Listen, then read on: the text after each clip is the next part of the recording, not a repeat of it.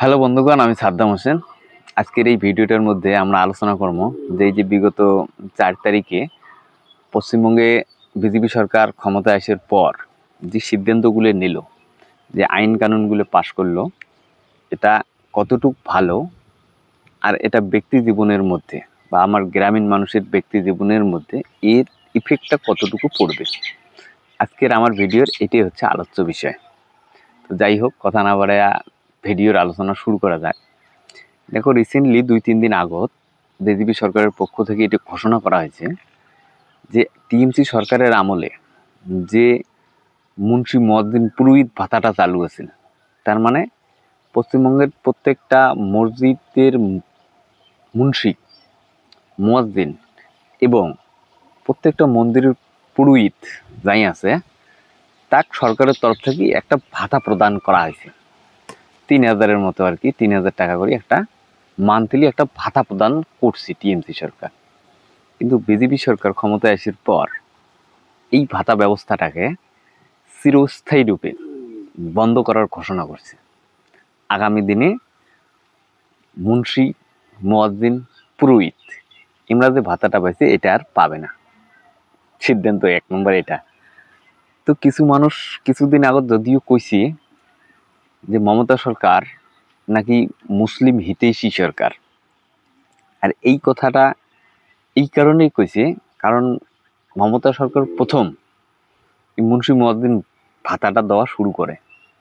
এবারে যখন মুন্সি মুয়াজ্জিন ভাতা দেওয়া শুরু করে, তখন আমার হিন্দু ভাইরা এর বিরোধ করে এবং বলে যে যদি মুন্সি মুয়াজ্জিনের ভাতা যদি দেন তো আমার পুরোহিতেরও ভাতা দেওয়া হোক। পরে কিন্তু মমতা সরকার এই দাবিটা মানে নিয়ে মুন্সি মুয়াজ্জিনের পুরোহিতেরই ভাতার যে প্রচলনটা এটা চালু করে। তো নতুন সরকার আসিয়ে এই ভাতাটাকে কিন্তু চিরস্থায়ী রূপে একদম বন্ধ করে দিছে। এটি মোর ব্যক্তি হিসেবে মুই কং যে এটা ভালো করছি। কারণ একটা গ্রামের মধ্যে একটা যদি মসজিদ হয় সেটা একটা কথা আছে, বা একটা মন্দির হয় সেটা একটা কথা আছে। দেখা যায় মেলা মসজিদ, মেলা মুন্সি, মেলা মুয়াজ্জিন, মেলা পুরোহিত, এত মানুষকে ভাতা দিছে। এই ভাতাটা দেওয়ার কারণেই টিএমসি পার্টিতে বিজেপি হন মুসলিম হিতৈষী পার্টি হিসেবে প্রচার করে সুবিধে পাইছে, আর এটা মানুষ গ্রহণও করছে। তো যাই হোক, এই ধরনের ভাতা ধর্মভিত্তিক ভাতা কোনো সরকারই মোট ব্যক্তিগত হিসেবে দেওয়াটা উচিত না। তো এই ভাতাটা যখন বিজেপি সরকার বন্ধ করছে, তো মুই ব্যক্তি হিসেবে আমি খুব খুশি হয়েছি। এটা গেল 1 নম্বর কাজ। 2 নম্বর কাজ যেটা করলো সেটা হলো যে পশ্চিমবঙ্গের মধ্যে গরুর যে কেনাবেচি, তার মানে গো হত্যা রুখপেট দেয়া একটা আইন পাশ করে যে গরুই কেনাবেচি হবে যেটা প্রাপ্তবয়স্ক। তার মানে যে গরুটির বয়স 14 বছর প্লাস, সেই গরুটে বিক্রিযোগ্য বা সেই গরুটিকেই মুসলিম সম্প্রদায়ের মানুষ জব করতে পারবে। এটা একটা আইন পাশ করে। তো এই আইনটি আবার বিজেপি সরকারের উল্টে পড়ে গেছে। কারণ দেখো, মুসলিম হন কনজিউমার, গরুর কনজিউমার, আর গরু বিক্রেতা অধিকাংশই কিন্তু হিন্দু সমাজ। আমার হিন্দু ভাই বোনেরা এটা গরুটি পালন করে ওই একটাই উদ্দেশ্য যে কোরবানি ঈদের সময় গরুর একটা চাহিদা তৈরি হয়, আর ওই সময় বিক্রি করলে একটা ভালো ধরনের অ্যামাউন্ট পাওয়া যায়। এইটির জন্যই গরুটি পালন করে। এবার কোরবানি নামাজে যদি 14 বছরের উপরে গরু যদি কোরবানি করতে হয়, নিচের গরু যদি কোরবানি নাই চলে, এবার তোমরা একটু কমন সেন্স দিয়ে ভাববেন 14 বছরের গরু মতলব ওটা একদম নাজেহাল গরু, অসল গরু। তো মুসলিম সমাজ আবার কোরবানি থেকে মানে গো হত্যাটাকে বয়কট করছে, যে আমরা গো লাগছে যে আমরা ঠিক আছে গরু কোরবানি করবেরও নাই, গরু গোস্ত খাবারও নেই। তো এবার পালনকর্তা তো হিন্দু সমাজ, হিন্দু সমাজের একটা বিক্ষোভের মুখে কিন্তু বিজেপি সরকার আপাতত আছে বা আপাতত পড়ছে। এটা গেল 2 নম্বর। তৃতীয় যেটা কথা সেটা হচ্ছে যে লক্ষ্মীর ভাণ্ডার যে প্রকল্পটা আছে, লক্ষ্মীর ভাণ্ডার, বিধবা ভাতা, তারপরে বৃদ্ধ ভাতা, এই ভাতাগুলি বিজেপি সরকারের ভোট এজেন্ডা হিসেবে বা আমার সংকল্পর যে পত্রটা আছে সেইটি হিসেবে এই জিনিসগুলি করার কথা আছে ডাবল। আগত টিএমসি সরকার দিছে লক্ষ্মীর ভাণ্ডার 1500, বিজেপি আবার এটি ঘোষণা করছে যে আমরা দেবো 3000, ভাতা দিছে 1000, এমনি দেবি 2000। তো এটি সেখানে ঘোষণা করছে, এটি কিন্তু এখনও সরাসরি বেনিফিশিয়ারির অ্যাকাউন্টে, মানে ব্যক্তির অ্যাকাউন্টে কিন্তু এই টাকাটা এখনও ঢোকে নেই। রিসেন্টলি 2 দিন আগত অগ্নিমিত্র পাল, যেটা কিনে আমার অর্থমন্ত্রীর মধ্যে সম্ভবত পশ্চিমবঙ্গে, আমি ঠিক জানো না, উনি ঘোষণা করছে যে অন্নপূর্ণা ভাণ্ডারের যে টাকাটা, এটি নিয়ে কিন্তু মানুষের ভিতরে একটা সংশয় আছিল, একটা সংকোচ আছিল যে অন্নপূর্ণা ভাণ্ডারের যে টাকাটা, এই টাকাটা কীভাবে সাধারণ মানুষ অবধি পৌঁছিবে।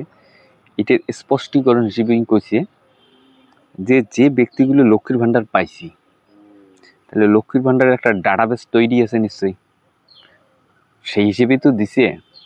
তো এটি যাই পাইছি তার কিছু করতে হবে না, ওই ডাটাটায় লক্ষ্মীর ভাণ্ডারের ডাটাটা অন্নপূর্ণা ভাণ্ডারে একটা ট্রান্সফার করিয়ে যে যে ব্যক্তিগুলি পায় লক্ষ্মীর ভাণ্ডার, সরাসরি ওর অ্যাকাউন্টে পাঠানো হবে। ভাতাটাও সেম প্রসেস, যদিও এই টাকাটা এখনও পায়নি। আগামী 1 তারিখ থেকে দেওয়ার কথা, মানে দেওয়া শুরু করার কথা। তো 1 তারিখ আসুক, তারপরে এটি কি হয় দেখা যাবে, কায় কায় পায় কায় পায় না এটি দেখা যাবে। তবে এই যে অন্নপূর্ণা বা এই যে ভাতা ডাবল করার যে প্রসেসটা আছে, এটি নিয়ে আবার কিন্তু গ্রামের কিছু মানুষের সংশয় আছে। যেমন কিছু মানুষ কয় যে হয়তো বা নাম দেখি দেখি টাকা দিবে, মুসলিম সম্প্রদায়ের মানুষগুলি দিবেন না, হিন্দুগুলি দিবে, এই ধরনের একটা প্রচার আর কি, একটা মনোভাব পশ্চিমবঙ্গের মধ্যে আছে, বা এটি এখনও কাজ করে, এটি অস্বীকার করার কোনো জো নাই। তবে এই যে 2টি আইন পাশ করলো, এটি কিন্তু বিজেপি সরকার কোনো ধরনের বাদ বিচারটা করে নাই। দল মত জাতি সবারই ঊর্ধ্বে মানুষ হিসেবে, মানে এমরা জাতিভেদটা করে নাই আর কি। যেমন মুয়াজ্জিন মুন্সি ভাতা বন্ধ করছে, তো সাদত পুরোহিতেরও করে দিয়েছে। গরুর বিষয়ে যে আইনটি পাশ করছে, ওটা সবার জন্য সমান। এবারে আগামী দিনে দেখার বিষয় হচ্ছে এটি যে অন্নপূর্ণার ভাণ্ডারের যে ব্যাপারটা আছে, যে টাকাটা দেওয়ার কথা, এটি কোনো বাদ বিচার করে কি করে না।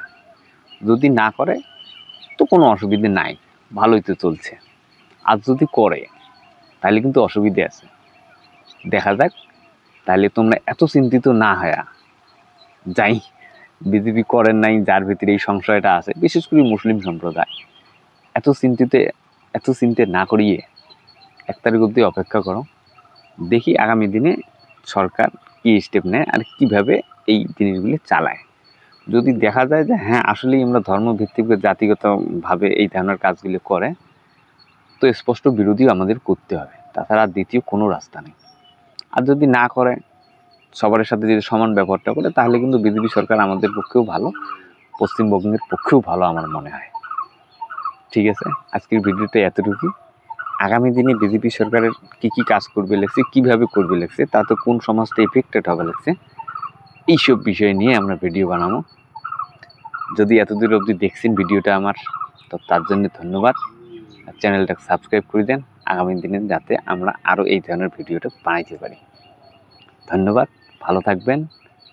আর একটা বিশেষ করে মোর রিকোয়েস্ট, সেটা হচ্ছে যে ভোট পরবর্তী যে পশ্চিমবঙ্গের মধ্যে যে একটা অশান্তির মহল তৈরি হয়, এই অশান্তির সাথে নিজেকে কোনোভাবে জড়াবেন না। ওই যে কবি একটা কথা বলছে যে 1 বৃন্তির 2টি কুসুম হিন্দু মুসলমান, এই চিন্তাধারা নিয়ে সবাই চলো। আফটার অল আমরা 1 বৃন্তির 2টি কুসুম, হিন্দু মুসলমান সবাই ভাই ভাই। ঠিক আছে, ভালো থাকবেন, ধন্যবাদ।